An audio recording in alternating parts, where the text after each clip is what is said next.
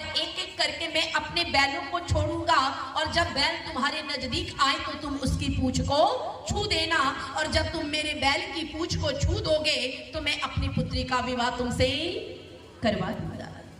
कहते हैं वो नौजवान दरवाजे पे तैनात हो गया और किसान ने दीवार की ओट से पहले बैल को छोड़ा। ये जो पहला बैल था बड़ा विशालकाय था, शरीर का हिष्ट पुष्ट था, सींगे ऊंची ऊंची, आंख लाल किए, ऊंची कद काठी वाला, बड़ी तेजी गति से भागता जा रहा था। ऐसा प्रतीत हो रहा अगर कोई सामने आ जाए तो बचने की कोई उम्मीद ही नहीं है। कहते हैं बड़ी तेजी गति से ये बैल दौड़ता आया और नौजवान तैनात था कि मैं पीछे से बैल की पूंछ को छू दूंगा।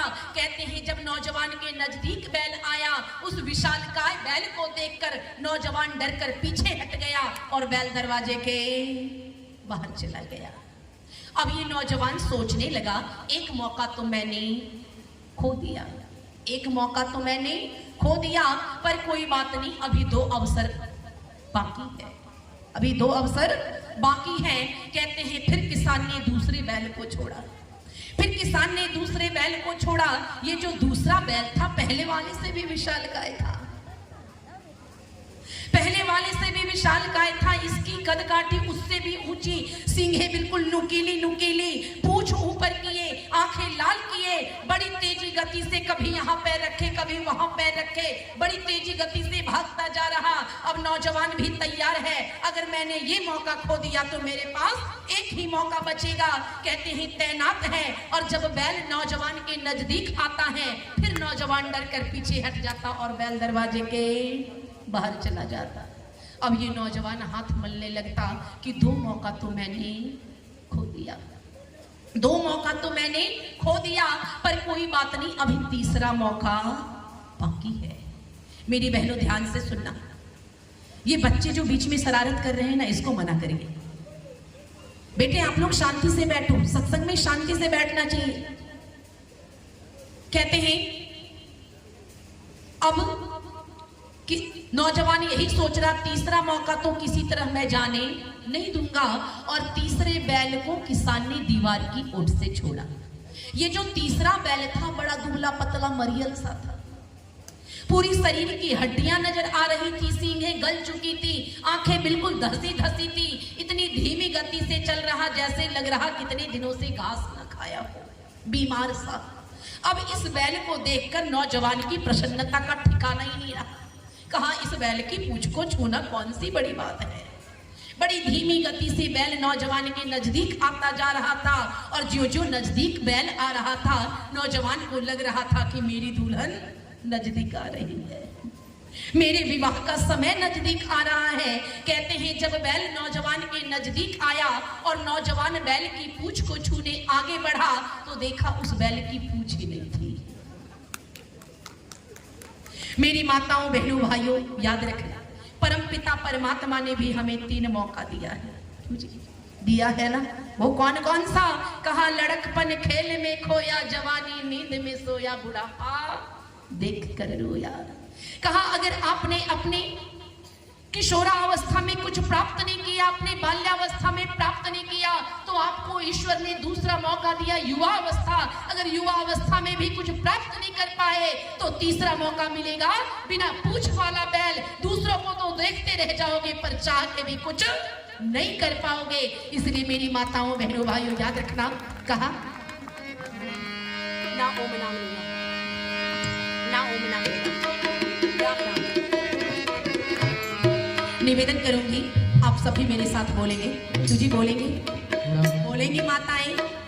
माताएं शादी ब्याह में तो बड़े धूमधाम से गीत गाती हैं, अगर एक गाए तो बस उसी के स्वर को पकड़ने लगे, एक ही महिला गा रही हजारों गाती हैं बैठ के। तो इसी तरह देखो ईश्वर ने ये आपको मौका दिया है, अभी शरीर में शक्ति है, ऊर्जा है, भगवान के नाम का जाप कर सकते हो, लेकिन जब तीसरा बैल पाला लग पड़ेगा ना, तीसरा बैल से बगल वाले को गाते तो देखोगे पर गा नहीं पाओगे। इसलिए कहा ना राम ना मिली नो,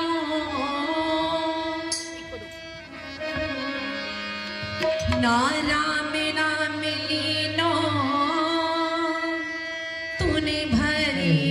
जवानी में ना राम नाम ली दो तूने भरी जवानी में, ना राम नाम ली दो तूने भरी जवानी में, मर जाने चुल्लू भर पानी मर जाने चुल्लू भर पानी, मर जाने चुल्लू भर पानी, मर जाने चुल्लू भर पानी, ना राम नाम ली दो तूने भरी जवानी में, ना राम नाम ली दो तूने भरी जवानी में, मर जाने चुल्लू भर पानी, मर जाने चुल्लू भर पानी, मर जाने चुल्लू भर पानी।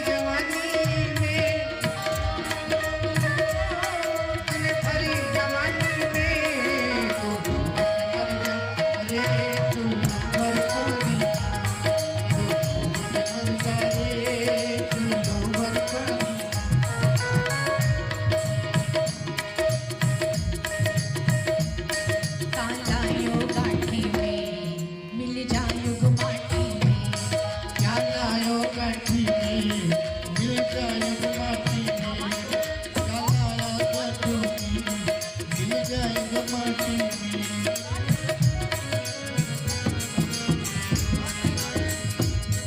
कालायो गाठी में मिल जायो माटी में, एक दिन काया तेरी बस जाएगी काठी में, एक दिन काया तेरी कट जाएगी काठी में, एक दिन काया तेरी कस जाएगी काठी में, एक दिन काया तेरी कट जाएगी काठी में।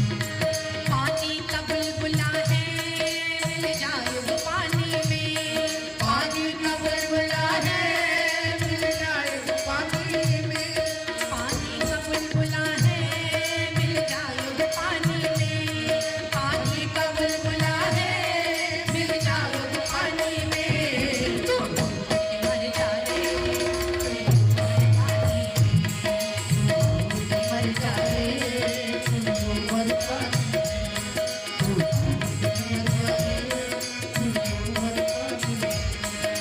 राम राम लीला तूने भरी जवानी में, राम नाम लीला तूने भरी जवानी में, मर जाने चुल्लू भर पानी मर जाए चुल्लू भर पानी, मर जाए चुल्लू भर पानी।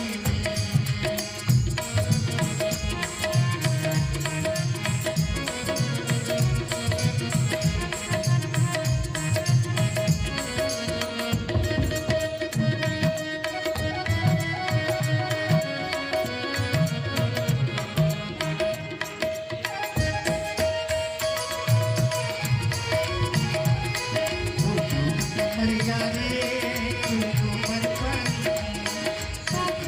मर जाए चुल्लू भर पानी।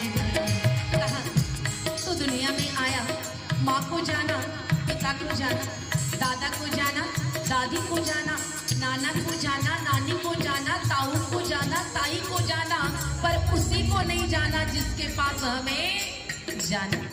इसने कहा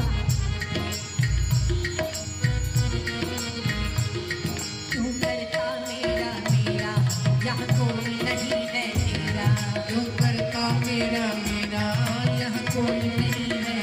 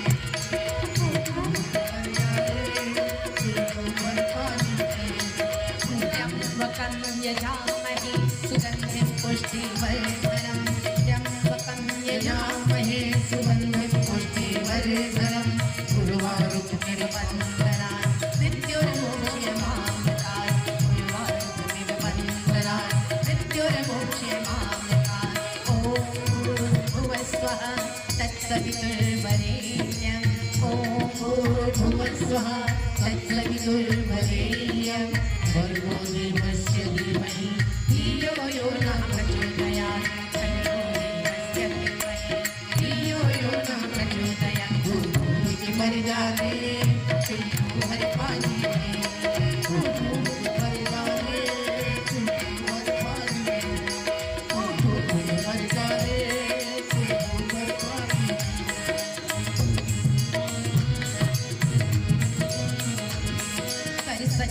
भक्ति है, भक्ति में शक्ति है, यदि ऐसी भक्ति है, भक्ति में शक्ति है, सर सच्ची भक्ति है, भक्ति में शक्ति है, यहाँ भक्ति से भैया मिल जाएगी मुक्ति है, यहाँ भक्ति से भैया मिल जाएगी मुक्ति है, सारा जीवन खोया इस आनाकानी में, सारा जीवन खोया इस आनाकानी में, सारा जीवन खोया इस आनाकानी में, सारा जीवन खोया इस आनाकानी में, तू मर जाने तू मर पानी में, तू मर जाने तू मर पानी में, सारा में नाम लीनो तूने भरी जवानी में, सारा में नाम लीनो तूने भरी जवानी में,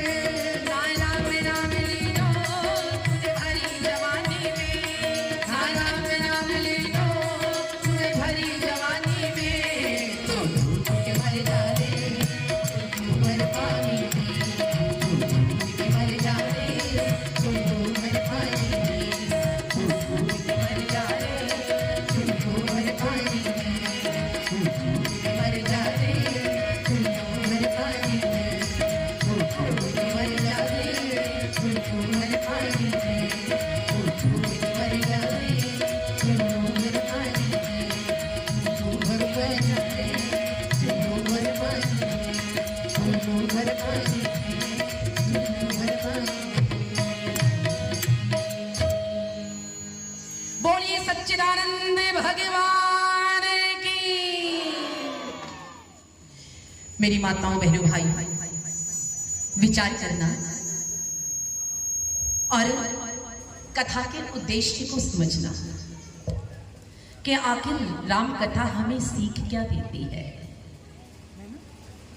कितना भी बड़ा कथाकार हो और कहानी कितनी भी छोटी हो, हर कहानी हमें कुछ ना कुछ सीख देती है। अगर वो कहानी हमें सीख ना दे तो उस कहानी का कोई महत्व नहीं रह जाता है। और उस सीख को जीवन में धारण कौन करेगा? क्यों जी? जीवन में धारण कौन करेगा? कुत्ता, गाय, हाथी कौन करेगा? मनुष्य करेगा। और मनुष्य के लिए वेद माता क्या कहती है? मनुर्भवा। आप देखो, अगर कुरान को पढ़ो तो कुरान कहता है कि इस्लाम बनो, इस्लाम को कबूल करो, मुसलमान बनो। कुरान क्या कहता है? मुसलमान बनो, कट्टर मुसलमान बनो, सच्चे मुसलमान बनो। अगर आप सिखों के गुरु ग्रंथ साहब को पढ़ोगे तो गुरु ग्रंथ क्या कहता है कि तुम सिख बनो। और क्रिश्चियन के बाइबल को पढ़ो तो बाइबल क्या कहती है कि तुम ईसाई बनो। लेकिन हमारे सनातन धर्म को पढ़ो, हमारे वेद को पढ़ो तो वेद कहता है ऐ मनुष्य तू पहले मनुष्य तो बन, फिर और कुछ बनने की बात करना। वेद नहीं कहता कि तू हिंदू बने, मुसलमान बन, सिख बन, ईसाई बन। सनातन धर्म ये नहीं कहता। सनातन कहता है तुम मनुष्य बनो। विचार करना, क्या हम मनुष्य नहीं थे? क्यों जी? क्या हम मनुष्य नहीं थे? ईश्वर ने कनकाठी तो बिल्कुल मनुष्य वाली दी। मनुष्य की तरह दो आंखें हैं, सुंदर सी नाक है, सुंदर से दांत हैं, बाल भी बिल्कुल मनुष्य की तरह, चाल ढाल भी बिल्कुल मनुष्य की तरह। फिर वेद यूं क्यों कहता कि तुम मनुष्य बनो? गधे को क्यों नहीं कहा कि तुम गधा बन? कुत्ते को क्यों नहीं कहा तुम कुत्ता बन? गाय को क्यों नहीं कहा तुम गाय बन? जिसको ईश्वर ने जैसा बनाया था वो वैसा का वैसा ही है। गधा अपने सब गुणों से गधा ही है, सुअर अपने सब गुणों से सुअर ही है, कुत्ता अपने सब गुणों से कुत्ता ही है। लेकिन मनुष्य शरीर धारण करके मनुष्य मनुष्य नहीं है। अगर मनुष्य का शरीर धारण करने से केवल हम मनुष्य बने होते तो वेद ये नहीं कहता मनुर्भव, ए मनुष्य तू मनुष्य बने। मनुष्य कहते किसे? मैंने पहले बताया था ना, हर शब्द की एक परिभाषा होती है, हर शब्द का एक अर्थ होता है। कहा मनुष्य किसे कहते हैं? तो कहा जिसके अंदर मनन करने की शक्ति होती है, जिसके अंदर चिंतन करने की शक्ति होती है। और जो मनन करता है, चिंतन करता है और अपने तार्किक बुद्धि का प्रयोग करके सही गलत का निर्णय करता है, सही को धारण करता है, सत्य को धारण करता है और असत्य का त्याग करता है, वही वास्तव में मनुष्य है। लेकिन आज हम अपनी बुद्धि का प्रयोग नहीं करते हैं। एक बात बताना, हमें पहले जानना चाहिए या पहले मानना चाहिए? क्यों? हमें पहले जानना चाहिए या मानना चाहिए? कहां पहले जानना चाहिए? अगर सीता माँ ने जाना होता साधु के भेष में रावण है तो कभी वो लक्ष्मण रेखा को पार नहीं करती। उन्होंने जाना नहीं और मान लिया ये साधु है, और मानकर दान करने चल दी, जिसका दुष्परिणाम देख लो। और हमने जब जब मान लिया, जब हमने मान लिया और जानने का प्रयास नहीं किया, तब तब हमारी दुर्गति हुई है। अंग्रेज आए और इस देश पर आक्रमण करके भारत को अपने कब्जे में कर लिए। क्यों? क्योंकि हमने उन्हें अतिथि मान लिया, उन्हें जानने का प्रयास नहीं किया। अरे सैकड़ों वर्षों तक मुगलों ने इस देश पर शासन किया। क्यों? क्योंकि हमने जान लिया, हमने मान लिया, जानने का प्रयास नहीं किया। मेरी माताओं बहनों भाइयों, विचार करना, ना जानने का नतीजा क्या होता है? ना जानने का नतीजा क्या होता है? कहते हैं एक गांव के पति पत्नी दिल्ली घूमने चले। ध्यान से सुना, एक गांव के बुजुर्ग पति पत्नी घूमने गए दिल्ली। पहली बार दिल्ली गए, कभी शहर गए, मन हुआ चलो, जिंदगी पूरी बीत गई, दिल्ली देखा है। और जब दोनों वृद्ध दिल्ली पहुंचे, स्टेशन से बाहर निकले तो पत्नी कहती, अजी मुझे बड़ी तेज प्यास लगी है। जून का महीना था। तो पति कहता है ऐसा करो, तुम यहां कुर्सी पर बैठो, मैं अभी जाता हूं, पानी लेकर आता हूं। और वो पानी लेने थोड़ी दूर बढ़ता है तो रास्ते में एक अस्पताल पड़ता है, हॉस्पिटल। कहते हैं अस्पताल जब पड़ता है तो वो देखता है, वो कभी शहर गया नहीं था, उसने देखा कि उस अस्पताल में एक छोटा सा कमरा है और कमरे का दरवाजा खुला, 3 बूढ़ी महिला प्रवेश की।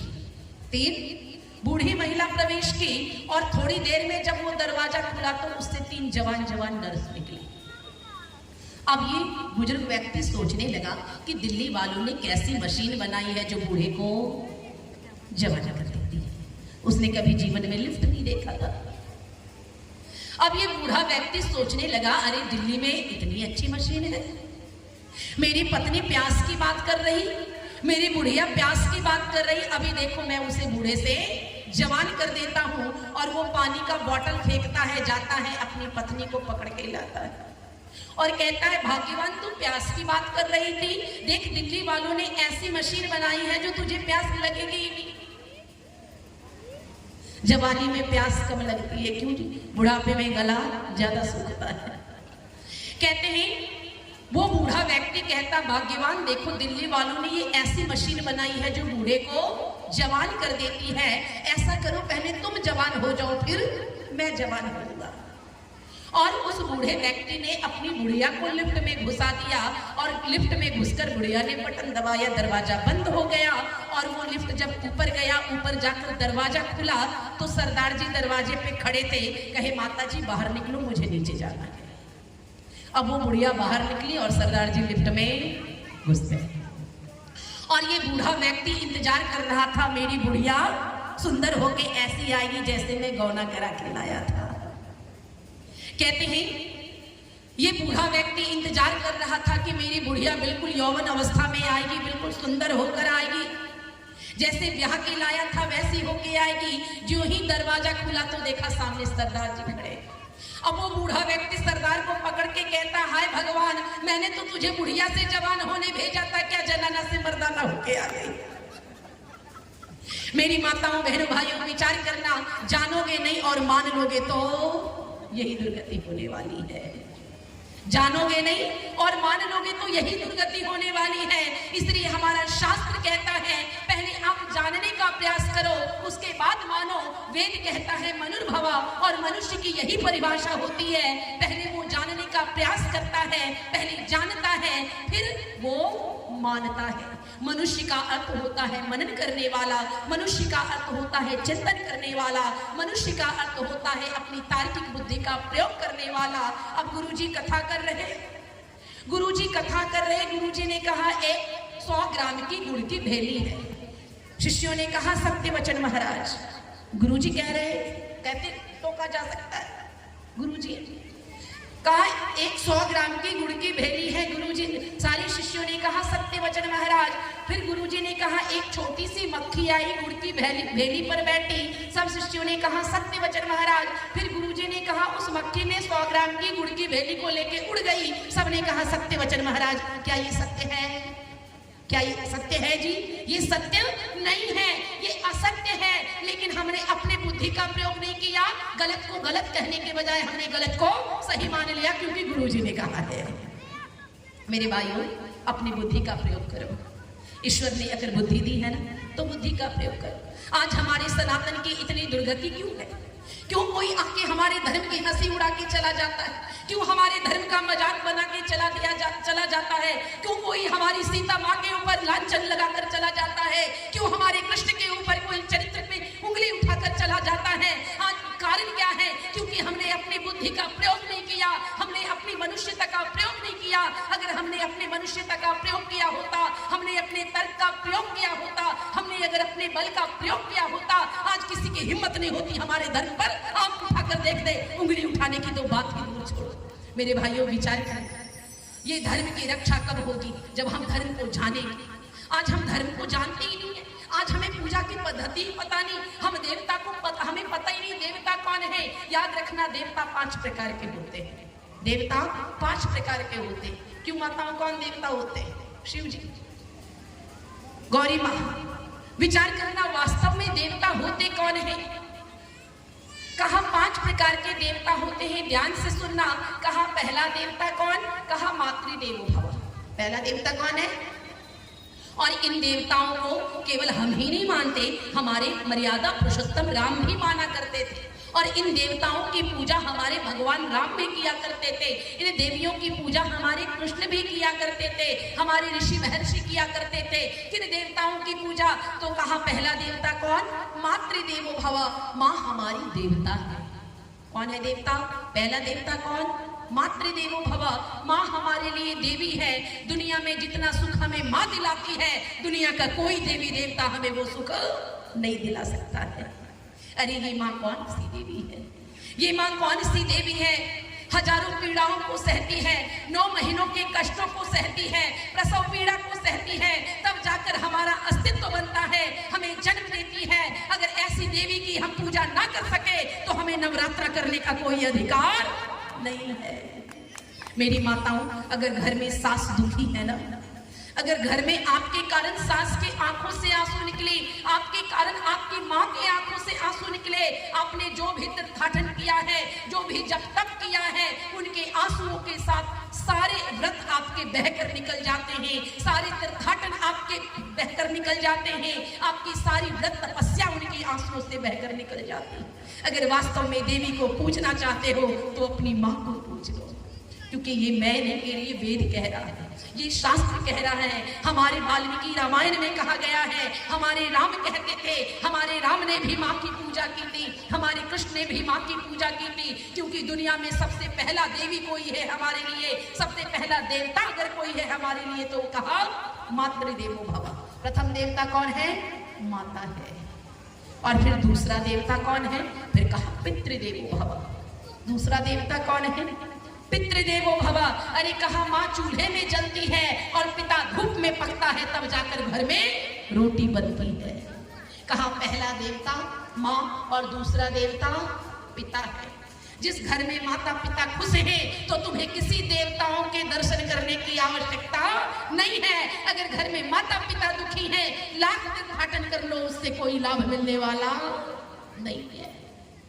कहा मातृदेवो भव, पितृदेवो भव, और फिर तीसरा क्या कहा? आचार्य देवो भव। आचार्य किसे कहते हैं? गुरु किसे कहते हैं? क्यों? गुरु दो अक्षरों से मिलकर बना है, दो अक्षर, दो व्यंजन स्वरों से मिलकर बना है। कहा गु और रु। गु का अर्थ क्या हुआ? कहा अंधकार। गु का अर्थ अंधकार और रु का अर्थ प्रकाश। कहा जो हमें अंधकार से प्रकाश की ओर ले जाने का कार्य करता उसी को गुरु कहते हैं। अगर गुरु के नाम पर हमें जो अंधकार में धकेल रहा वो नाम का गुरु है, काम का गुरु नहीं है। विचार करना। कहा मातृदेवो भव, पितृदेवो भव, आचार्य देवो भव। फिर चौथा कौन कहा? अतिथि देवो भव। चौथा कौन? अतिथि देवो भव। कहा अतिथि के आने से धर्म की रक्षा होती है, अतिथि के आने से हमारा उद्धार होता है, अतिथि के आने से हमारा जीवन परिवर्तित होता है। याद करना, अहिल्या के दरवाजे पे कौन अतिथि आए थे? माँ अहिल्या के दरवाजे पे अतिथि बनकर कौन आया था? और वो अतिथि ऐसा आया कि उसका उद्धार कर गया। माँ अहिल्या के दरवाजे पर राम लक्ष्मण आए थे विश्वामित्र के साथ। कल की कथा यही समाप्त हुई थी ना जी। विचार करता, दरवाजे पर कौन आए? भगवान राम और लक्ष्मण अतिथि बनकर आए और माँ अहिल्या ने उनका आतिथ्य किया और भगवान राम ने आतिथ्य स्वीकार किया, सम्मान किया, सेवा की, पूजा की। पूजा का अर्थ क्या होता? फूल अगरबत्ती दिखाना। क्यों? पूजा का अर्थ क्या होता? पूजा का मतलब क्या होता? फूल चढ़ाना, अगरबत्ती चढ़ाना। जाड़े का मौसम है, पिता के ऊपर एक लोटा जाके जल चढ़ा दो, पिता की पूजा हो गई। कहा पूजा करने का ये तरीका नहीं है। कहा पूजा का अर्थ होता है सत्कार करना। जब आप इसकी परिभाषा देखोगे ना, अर्थ देखोगे, पूजा का अर्थ क्या होता? तो कहा पूजा का अर्थ होता है सत्कार करना। कहा जो जैसा अतिथि है उसका वैसा सत्कार करो। जो जैसा अतिथि, अगर हमारे यहाँ कोई बालक आता है तो उसका स्वागत हम किससे करते हैं जी? दूध से करते हैं। नन्हा बालक आए तो उसे रोटी तो नहीं खिलाएंगे ना, अभी तो मुख में दांत ही नहीं है, तो उसका आतिथ्य कैसे करेंगे? हम उसे दूध पिलाते हैं। कोई युवा आता है तो अच्छा अच्छा पकवान बनाकर खिलाते हैं, लेकिन जब कोई बूढ़ा आता जिसके मुंह में दांत ना हो तो उसी के हिसाब का भोजन बनाते हैं। कहा जो जैसा अतिथि है उसका वैसा ही सम्मान करना पूजा कहलाता है। फिर कहा चौथा यज्ञ कौन सा है? चौथा देवता कौन है? तो कहा अतिथि देवो भव। चौथा देवता अतिथि है।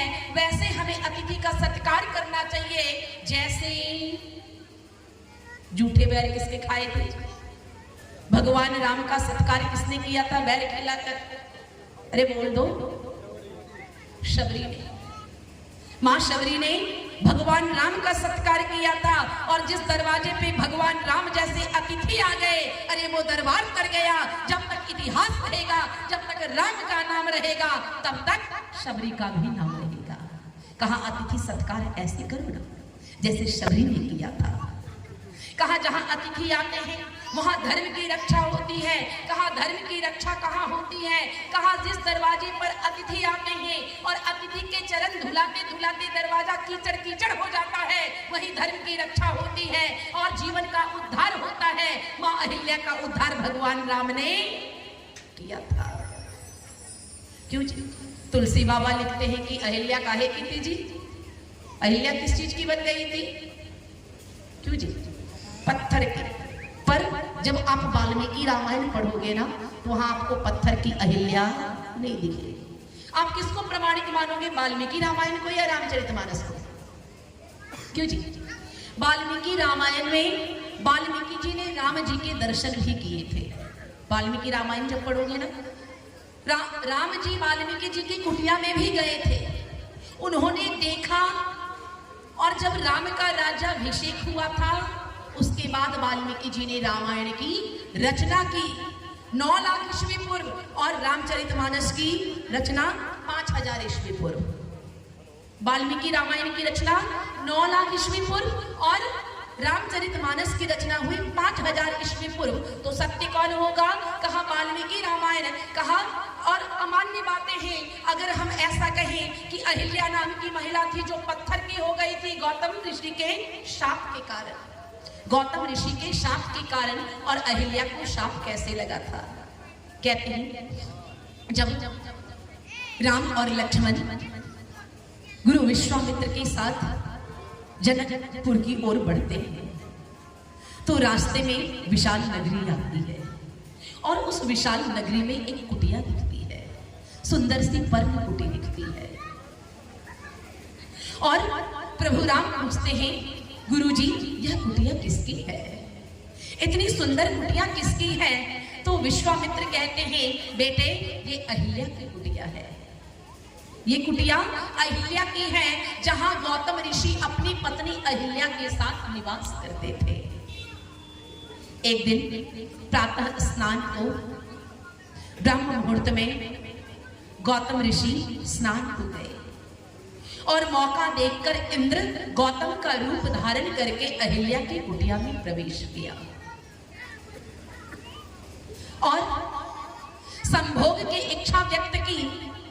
और अहिल्या ने अपना पति समझकर, गौतम समझकर, क्योंकि वो गौतम का रूप धारण करके आए थे और गौतम समझकर उसने उसके साथ समागम किया।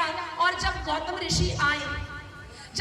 ऋषि आए और इंद्र बाहर निकल रहा था तो जब दृष्टि पड़ी इंद्र पर तो इंद्र का चेहरा पीला पड़ गया, डरा सहमा सा। गौतम ऋषि ने सब समझ गया और गौतम ऋषि जाकर शाप दे देते हैं। गौतम ऋषि अहिल्या को शाप दे देते हैं और शाप क्या देते हैं? उसका त्याग कर देते हैं। मेरी बहनों एक बात बताना, अगर पत्नी का त्याग पति कर दे तो पत्नी तो पत्थर की ही हो जाएगी ना। क्यों जी? अगर पत्नी का त्याग पति कर दे तो वो पत्थर की हो जाती है। कहा पत्थर की हो जाने का मतलब ये नहीं कि वो पत्थर का टुकड़ा हो जाती है, पाषाण का रूप धारण कर लेती है। कहा उसके जीवन का कोई अस्तित्व नहीं रह जाता है। और गौतम ऋषि अहिल्या का त्याग करके चल देते हैं और उसी कुटिया में मां अहिल्या तपस्या करती है, अपने जीवन को गुजारती है। जब कुछ वर्ष बीतते हैं, वर्षों बाद भगवान राम आते हैं। अरे जिस कुटिया में जिसका त्याग पूरे समाज ने कर दिया था, जिस मां अहिल्या का, जिस अहिल्या का त्याग स्वयं पति गौतम ऋषि ने कर दिया था, जिस अहिल्या का त्याग पूरे समाज ने कर दिया था, जिसकी कुटिया में जाना भी पाप माना जाता था, उसकी कुटिया में मेरे प्रभु राम प्रवेश करते हैं, लक्ष्मण प्रवेश करते हैं, ऋषि विश्वामित्र प्रवेश करते हैं और मां अहिल्या उनका स्वागत सम्मान करती है, अर्घ्यपाद्य से सम्मान करती है। और जिसका आतिथ्य भगवान राम ने स्वीकार किया हो, जिसका त्याग पूरे समाज ने कर दिया, जिसका त्याग जिसके पति ने कर दिया, वहां भगवान राम आए और उनके आतिथ्य को स्वीकार किए। बताओ मां अहिल्या का जीवन तर गया या नहीं तर गया? जो जिसे अब तक दुनिया तिरस्कृत समझ रही थी, जिसे बुरी दृष्टि से देख रही थी, जिसके दरवाजे पर जाना भी पाप माना जाता था, लेकिन भगवान राम उस कुटिया में प्रवेश करके अहिल्या का उद्धार कर देते हैं। और इतना ही नहीं, वाल्मीकि रामायण को पढ़ोगे तो वाल्मीकि रामायण में लिखा मिलेगा कि भगवान राम मां अहिल्या के चरण स्पर्श करते हैं, मां अहिल्या का चरण स्पर्श करते हैं, आशीर्वाद लेते हैं। लेकिन हमारे ग्रंथों में घालमेल कर दिया गया। अरे जो मां अहिल्या तपस्विनी थी उन्हें पत्थर का बता दिया गया। मेरी माताओं बहनों भाइयों, अगर परम पिता परमात्मा ने हमें बुद्धि दी है तो आप बुद्धि का प्रयोग करो। आज हम अपने ग्रंथों की बात अपने बच्चों से कहें जो लिखा है तो वो मानने को तैयार नहीं होंगे। आज अगर विज्ञान के स्टूडेंट को बताएं कि पत्थर की अहिल्या के राम जी ने चरण लगाया और वो मनुष्य हो गई, वो स्त्री हो गई, तो क्या विज्ञान का छात्र इस बात को मानेगा? वो तो सीधा कहेगा पिताजी गप्पे क्यों हाँक रहे हो, क्योंकि ये तो गप ही हो सकता। अरे प्रकृति से विपरीत दुनिया में कुछ भी नहीं हो सकता। कहते हैं अगर देवताओं की पूजा करनी है तो कहा प्रथम देवता कौन है? क्या क्या बताइए जी? ये बड़ा शोर हो रहा है, इधर बच्चे शोर मचा रहे हैं, थोड़ा भैया उसे हटाना उधर से। कहा पहली देवी कौन है? पहला देवता कौन? मातृ देवो भव।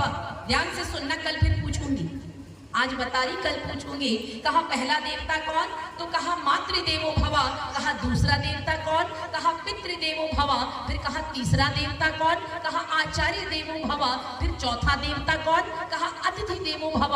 और पांचवा देवता कौन, ध्यान से सुनना, ध्यान से सुनना, पांचवा कौन देवता, तो पति को क्या बताया गया जी, पति क्या होता है, अरे जोर से बोलो, पति क्या होता है, मेरे भाई लोग जरूर उत्तर दें। कहा पति को क्या बताया, तो कहा पति परमेश्वर होता है। क्यों भाइयों, अतिथिगणों का स्वागत है।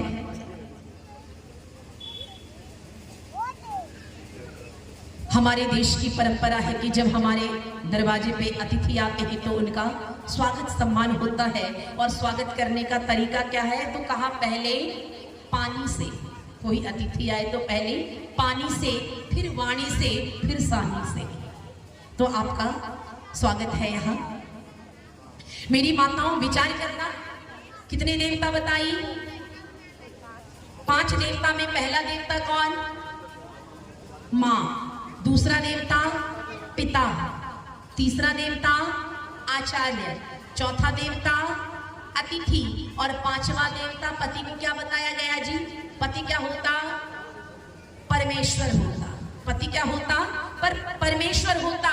लेकिन हमें आधा ही वाक्य बताया गया, हमें आधा ही वाक्य बताया गया। कहा अगर पति परमेश्वर होता है पत्नी के लिए, तो पत्नी भी परमेश्वर होती है पति के लिए। कहा पांचवा देवता कौन, तो कहा पति के लिए पत्नी और पत्नी के लिए पति। लेकिन आज हमारे समाज में अधूरा ही देवता बताया जाता, पति परमेश्वर, पति परमेश्वर। पर मेरी माताओं बहनों भाइयों, अगर पत्नी नहीं तो पति परमेश्वर नहीं हो सकता है। कहा जिस देश में इन 5 देवताओं की पूजा होती है, इन 5 देवताओं की पूजा प्रभु राम भी किया करते थे। देखो कहीं भी सीता का अपमान भगवान राम ने नहीं किया है, कहीं भी सीता का अपमान भगवान राम ने नहीं किया, कहीं भी पिता का अपमान भगवान राम ने नहीं किया, कहीं भी माँ का अपमान, कहीं भी गुरु का अपमान नहीं किया। अरे वास्तव में पूजा करना चाहते हो, देवी देवताओं को खुश रखना चाहते हो, अरे जिसके दरबार में, जिसके दरवाजे पर, जिसके मकान में, जिसके घर में ये 5 देवता प्रसन्न होकर रहते हैं, वहां कभी दुख अपना स्थान भी ग्रहण नहीं कर पाती है। लेकिन आज हम असली देवी देवताओं की पूजा करने को तैयार नहीं है। अगर माँ ने कह दिया बेटा 1 लोटा जल दे दो, तो बेटा कह देगा माँ क्यों परेशान कर रही, लेके पी लो। पर वही सावन का महीना आता तो कांवर में जल लेके गंवरिया कहाँ चल देते हैं, बाबा धाम बोल बम करते जल चढ़ाने चल देते हैं। मेरी माताओं में कांवर उठाने के लिए मना नहीं करती। ये रामायण कहता है हमें कैसा कांवर उठाना चाहिए, रामायण कहता है हमें कैसा कांवर उठाना चाहिए, तो कहा हमें वो कांवर उठाना चाहिए जो श्रवण कुमार ने उठाया था। क्यों जी, कांवर तो श्रवण कुमार ने भी उठाया था, याद है माताओं, उसका कांवर कैसा था। कहा कांवर तैयार की, एक और अपनी अंधी माँ को और एक और अंधे पिता को बिठाया और संकल्प लिया कि चारों धामों की यात्रा करवाओ। अगर वास्तव में पूजा करना चाहते हो, देवताओं को प्रसन्न रखना चाहते हो, अगर वास्तव में राम को जीवन में धारण करना चाहते हो, तो उनकी पूजा करो जिसकी पूजा भगवान राम ने किया था। मेरी माताओं विचार करना, अगर समय पर बुद्धि नहीं खुलेगी ना, फिर हाथ से समय निकल जाएगा तो चाह कर भी कुछ कर नहीं पाओगे। क्योंकि यह मनुष्य शरीर जो है बहुत ही अनमोल है। इसलिए कहा और निवेदन करूंगी कि आप सभी मेरे साथ बोलेंगे। क्यों जी बोलेंगे, बोलेंगे, आपकी आवाज नहीं आ रही।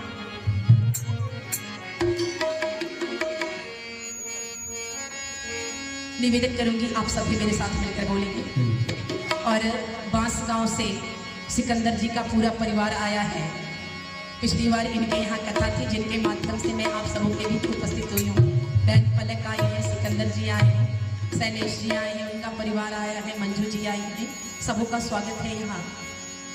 देखो मैंने एक परिवार त्यागा और हजारों परिवार को पाया। फायदे में हो कि नुकसान में हो? क्यों फायदे में, आप सब तो हमारे परिवार हो ना। आइए कहा निवेदन करूंगी आप सब भी मिलकर बोलेंगे। मानुष तन अनमोल रे। एक को दे दो भैया, आप चेक करना, हेलो चेक करिए माइक। हेलो मानुष तन अनमोल रे, माटी में न रोल रे। अभी तो मिला है फिर न मिलेगा, कभी नहीं कभी नहीं कभी नहीं रे। मानुष तन अनमोल रे, माटी में ना रोल रे, अब तो मिला है कभी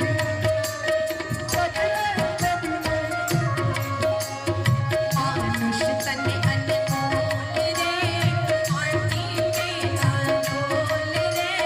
मानुष तन अनमोल रे, माटी में न रोल रे। अभी तो मिला है फिर न मिलेगा, कभी नहीं कभी नहीं कभी नहीं रे। हाँ कभी नहीं कभी नहीं कभी नहीं रे, हाँ कभी नहीं कभी नहीं।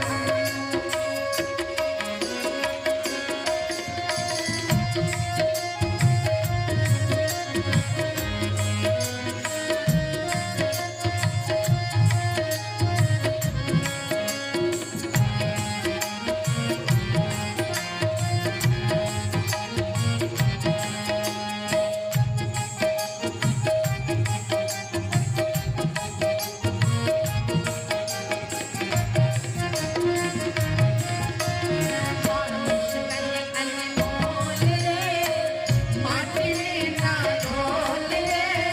अभी तो मिला है फिर न मिलेगा, कभी नहीं कभी नहीं कभी नहीं रे। वो कभी नहीं कभी नहीं कभी नहीं रे।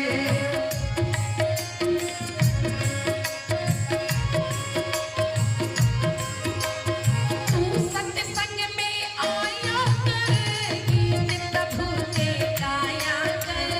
तू सत्संग में आया करी, गीत प्रभु का गाया करी। कहा सत्संग में आने से क्या होता है, कहा बिन सत्संग विवेक न हो।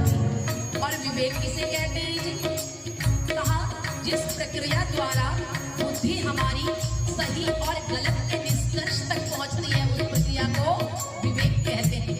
इसलिए कहा तू सत्संग में आया कर, गीत प्रभु का गाया करी। तू सत्संग में आया करी, गीत प्रभु का गाया करी। शाम सवेरे बैठ कर प्रभु का ध्यान लगाया कर। शाम शाम सवेरे बैठ करी, प्रभु का ध्यान लगाया करी। शाम सवेरे बैठ कर प्रभु का ध्यान लगाया कर। शाम सवेरे बैठ करी, प्रभु का ध्यान लगाया करी।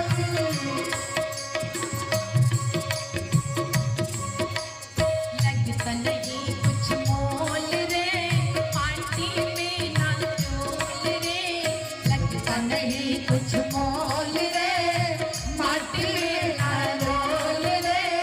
अब तो मिला है फिर न मिलेगा, कभी नहीं कभी नहीं कभी नहीं रे।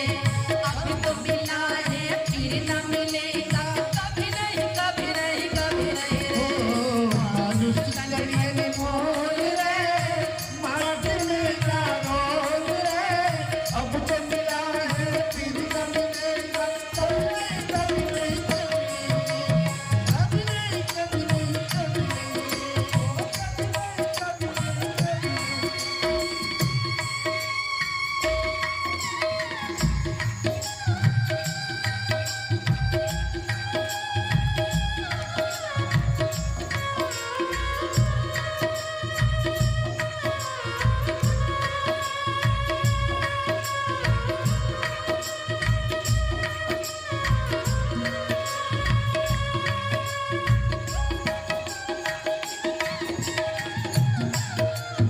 कहा ये दुनिया एक सराय एक पानी देखी, ये दुनिया एक सराय एक पानी देखी। हर चीज यहाँ आनी और जानी देखी। ये दुनिया एक सराय एक पानी देखी, हर चीज यहाँ आनी और जानी देखी। जो आके ना जाए वो बुढ़ापा देखा, जो आके ना जाए वो बुढ़ापा देखा, और जो जाके ना आए वो जवानी देखी।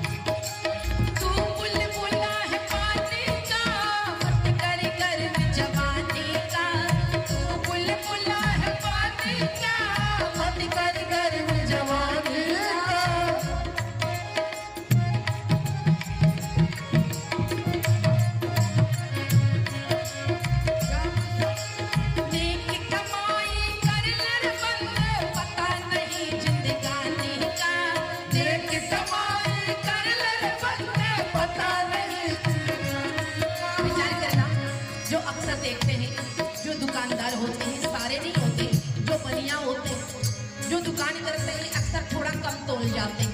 तुझे अगर 1 किलो तोलना हो तो 900 ग्राम तोलते, 950 ग्राम तोलते। कुछ तो ऐसे बेईमान होते 800 ग्राम तोलते। याद रखना मेरी माताओं बहनों भाइयों, मैं यहाँ के लोगों के लिए नहीं कह रही, यहाँ तो सारे ईमानदार बैठे।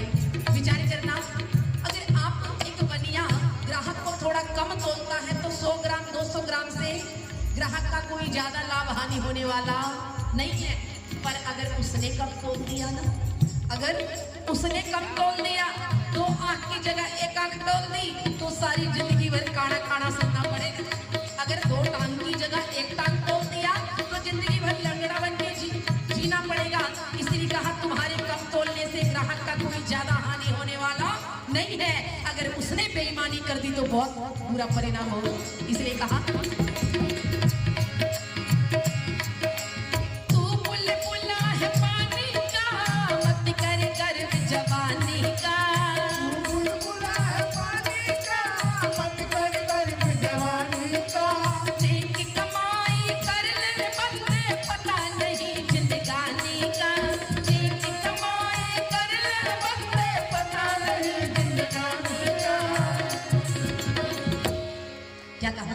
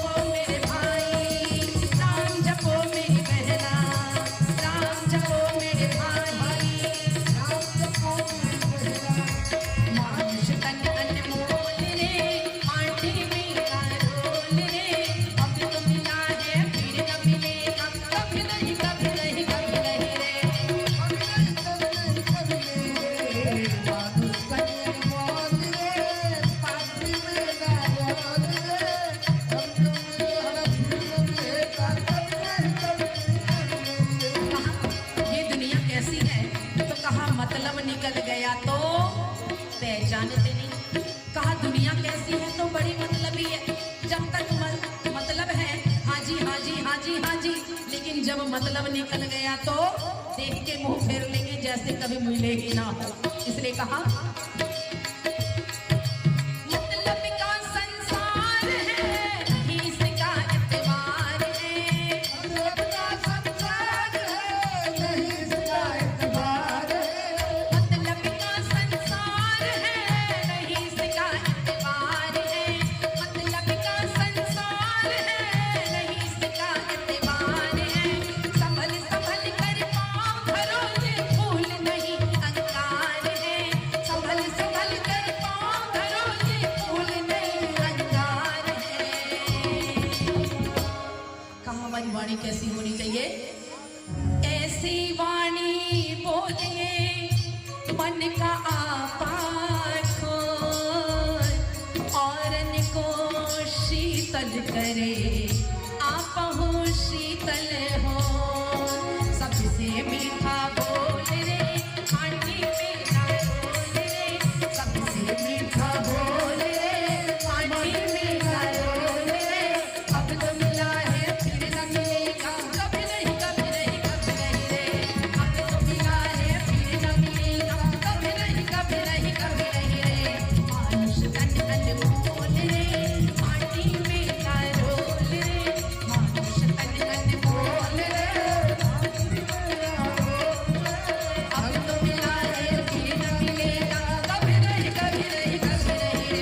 हाँ अब तो मिला है फिर न मिलेगा, कभी नहीं कभी नहीं कभी नहीं रे। त्र्यंबकं यजामहे सुगन्धिं पुष्टिवर्धनम्।